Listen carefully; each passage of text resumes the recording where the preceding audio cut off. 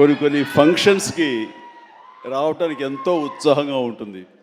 వాళ్ళు పెద్దవాళ్ళ చిన్నవాళ్ళ ఎలాంటి వాళ్ళని నేను చూడను. అది ప్రేమతో పిలిస్తే కనుక ఎస్ వస్తున్నానే అంటుంది. నాకు ప్రేమ కావాలి, అభిమానం కావాలి. అలాంటిది ఇక్కడ అభిమానం నాకు చాలా నిండుగా మెండుగా లభిస్తుండటంలో చూస్తున్నారుగా. ఇక్కడ ప్రతి ఒక్కళ్ళు అంత ప్రేమ కురిపిస్తుంటే ఇది ఆస్వాదించడానికి నేను వచ్చినందుకు నాకు చాలా చాలా సంతోషంగా ఉంది.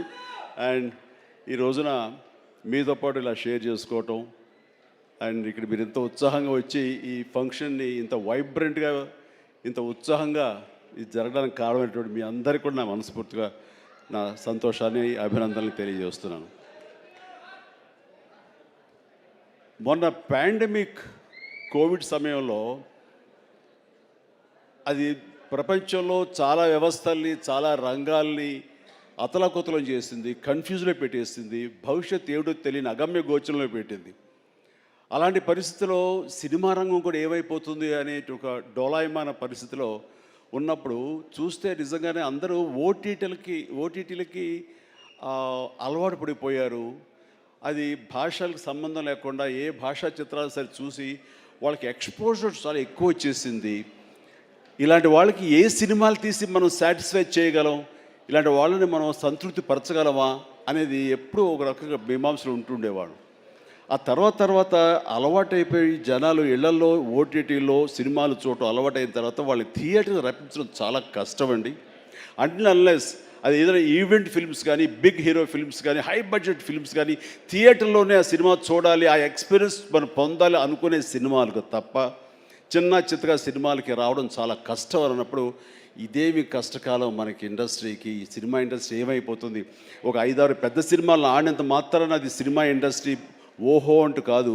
చిన్న సినిమాలు, చితక సినిమాలు, అన్ని సినిమాలు ఇక్కడ ఎంతో ఉత్సాహంగా జరుపుకోవాలి. షూటింగ్లో ఎంతోమందికి ఉపాధి కల్పించాలి, ప్రతి ఒక్కరు కళకళలాడుతూ ఉండాలి. ఆ చిన్న సినిమాలు అవన్నీ ఏవైనా అన్నీ కూడా ఆడాలి, అప్పుడే పరిశ్రమ అలాగా సజావుగా కొనసాగుతుంటుంది అని అనుకునే మాలాంటి వాళ్ళకి అలా కోరిక నాకు ఒక రకమైనటువంటి చిన్న బెరుకు వచ్చింది. ఏ సినిమాలు చేయాలి, ఎలాంటి సినిమాలు చేసి రాణించాలనేది. కానీ అవన్నీ కూడా కరెక్ట్ కాదు. ప్రేక్షకుల్లో ఎప్పుడు తప్పు ఉండదు. ఏదైనా తప్పు ఉండి సినిమాలు ఆడలేదు, రాణించలేదంటే అది ఇదిగో స్టేజ్ మీద మా అందరి తప్పే తప్ప అది ప్రేక్షకుల తప్పు కానే కాదు. అది ఉదాహరణగా ఈ సంవత్సరం 2024లో ఆరంభంలో ఇక్కడ ప్రశాంత్ వర్మ ఉన్నాడు, తను సజ్జా తేజ వీళ్ళు చేసినటువంటి సినిమా హనుమాన్, ఆ సినిమాతో శుభారంభం అయింది. ఆ సినిమాని అనూహ్యంగా లోకల్గా అనుకున్నారు, కానీ ఆంధ్ర తెలుగు సినిమా కాదు, అది ఆల్ ఇండియా సినిమాపై అయిపోయింది. అక్కడి నుంచి ప్రారంభమైనటువంటి ఈ ఆదరణ, చిన్న సినిమాల పట్ల ఆదరణ, చిన్న సినిమాలు అనుకున్నవి, లో బడ్జెట్ అనుకున్నవి తీసిన సినిమాల్ని హై బడ్జెట్ సినిమాల్ని పెద్ద సినిమాలుగా మార్చారు మన తెలుగు ప్రేక్షకులు. అది అందులో దాని తర్వాత వచ్చినటువంటి మన వరుస సినిమాలు, నాకు పేరు వరుస గుర్తు రావట్లేదు, కానీ చాలా సినిమాలు అంటే నీహారిక తీసిన కమిటీ కుర్రవాడు కానివ్వండి, ఆ తర్వాత మన సిద్ధు జొల్లగడ్డ చేసినటువంటి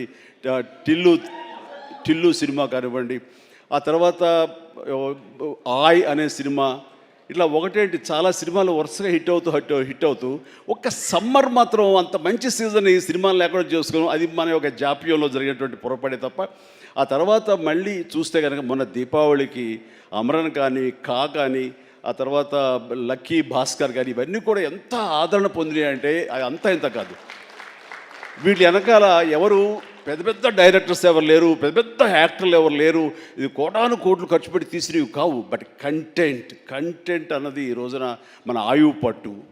ఆ కంటెంట్ బాగుండాలి, సినిమాల్లో ఎంటర్టైన్మెంట్ పొందగలగాలి, వాళ్ళు ఇవ్వగలగాలి. మనం అది ఆస్వాదించడానికి ఎప్పుడు ప్రేక్షకులు రెడీగా ఉంటారు.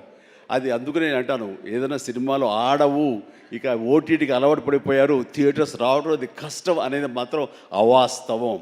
ఈ రోజున మొన్న ఈ సినిమా వరుసలో మన సత్య ఇందులో ఉన్నాడు. సత్య చేసినటువంటి అలాగే మన కీరవాణి గారి అబ్బాయి చేసిన శ్రీ మత్తు వదలరా 2 ఎంత బాగుంది ఆ సినిమా, ఎంత సరదాగా ఉంది, ఆద్యంతో చాలా చాలా బాగుంది.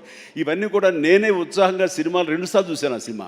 ఇట్లాగా సినిమా బాగుంటే థియేటర్స్కి వస్తారు, చూస్తారు, వాళ్ళు ఎంటర్టైన్మెంట్ పొందడానికి వాళ్ళు ఎంత డబ్బైనా ఖర్చు పెట్టడానికి రెడీగా ఉన్నారు. అయితే ఆ సినిమా వాళ్ళకి అందేలాగా మనం చాకచక్యంగా తీయాలి, మనం శ్రద్ధాశక్తులతో తీయాలి. ఆ కంటెంట్ని మనం 1-2 సార్లు చెక్ చేసుకుంటే కానీ మనం బయటకు వదలకూడదు. ఎందుకంటే ఈ రోజున దాదాపుగా 125 సినిమాల దాకా ఇంతవరకు రిలీజ్ అయితే అందులో ఆల్మోస్ట్ 20% ఫిల్మ్స్ సూపర్ హిట్ అయినాయి. ఇది మంచి పర్సంటేజ్. అండ్ ఆ రకంగా ఈ రోజున ఈ జీబ్రా మంచి కంటెంట్ తోటి ఉందని అర్థమవుతుంది. ఇది వెరీ గుడ్ ఎంటర్టైన్మెంట్ ఉంది. ఇందులో మంచి స్టార్ కాస్ట్ ఉన్నారు, అందరూ వండర్ఫుల్ యాక్టర్స్ ఉన్నారు. అండ్ టోటల్గా ఇది మంచి ఎంటర్టైన్మెంట్తో పాటు ఒక క్రైమ్ ఎలిమెంట్, ఇప్పుడే విన్నాను ఫ్యామిలీ కూడా ఉంది, ఎమోషన్స్ ఉన్నాయని విన్నాను. ఖచ్చితంగా ఈ జీబ్రా మంచి హిట్. ఇప్పుడే రాశాను అక్కడ, ఈ బొమ్మ సూపర్ హిట్ అని. అవ్వాలి, అవుతుంది. అండ్ ఎందుకంటే ఇందులో నాకు కావలసినటువంటి నా మనుషులు అయితే ఏంటంటే ఇప్పుడు అదే అది కాదురా, నువ్వు వచ్చావు వైజాగ్ నుంచి, సంతోషమే. మరి బొమ్మలు నువ్వు వైజాగ్లో ఆడించాలి. అది అదే అలా అయితే బలవాడువే. మన హీరోది కూడా అదే ఊరే. కూర్చోరా కాసేపు. సో ఈ ఇందులో సత్యరాజు గారు ఉన్నారు, సత్య ఉన్నాడు, అండ్ సునీల్, అందరికి మించి నా బ్రదర్.